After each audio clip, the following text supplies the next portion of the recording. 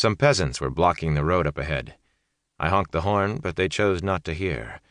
They were standing around under their pointed hats, watching a man and a woman yell at each other. When I got closer, I saw 2 bicycles tangled up, a busted wicker basket, and vegetables all over the road. It looked like an accident. Sergeant Benet reached over in front of me and sounded the horn again. It made a sheepish bleat, ridiculous, coming from this armor-plated truck with its camouflage paint. The peasants turned their heads, but they still didn't get out of the way. I was bearing down on them. Sergeant Benet slid low in the seat so nobody could get a look at him, which was prudent on his part, since he was probably the biggest man in this part of the province, and certainly the only black man. I kept honking the horn as I came on. The peasants held their ground longer than I thought they would, almost long enough to make me lose my nerve. Then they jumped out of the way. I could hear them shouting, and then I couldn't hear anything but the clang and grind of metal as the wheels of the truck passed over the bicycles. Awful sound. When I looked in the rear view, most of the peasants were staring after the truck while a few others inspected the wreckage in the road. Sergeant Benet sat up again. He said, without reproach, "That's a shame, sir. That's just a real shame." I didn't say anything. What could I say?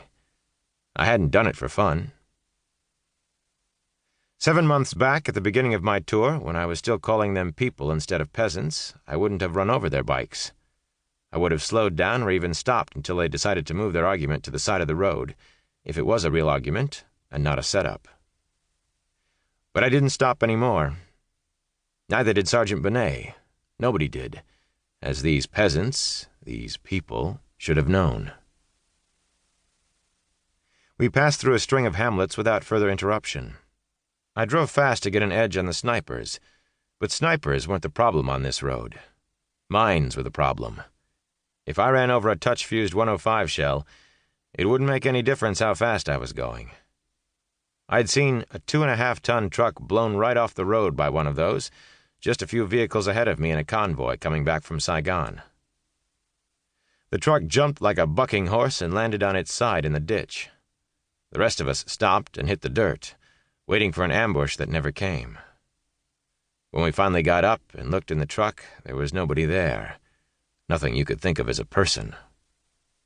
The 2 Vietnamese soldiers inside had been turned to chowder by the blast coming up through the floor of the cab. After that, I always packed sandbags under my seat and on the floorboards of anything I drove.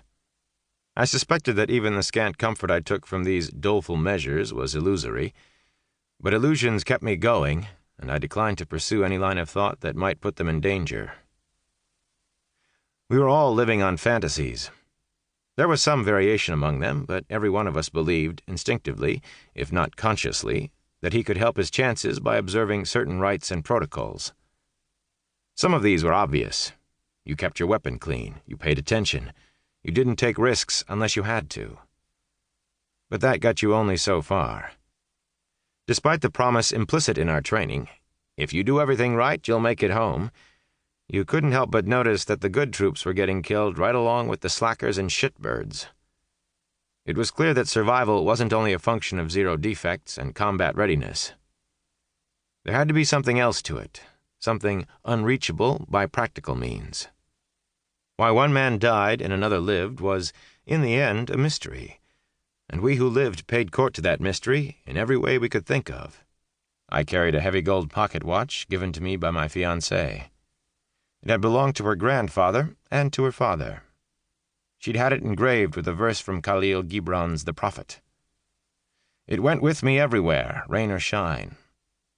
That it continued to tick I regarded as an affirmation somehow linked to my own continuance, and when it got stolen toward the end of my tour, I suffered through several days of stupefying fatalism.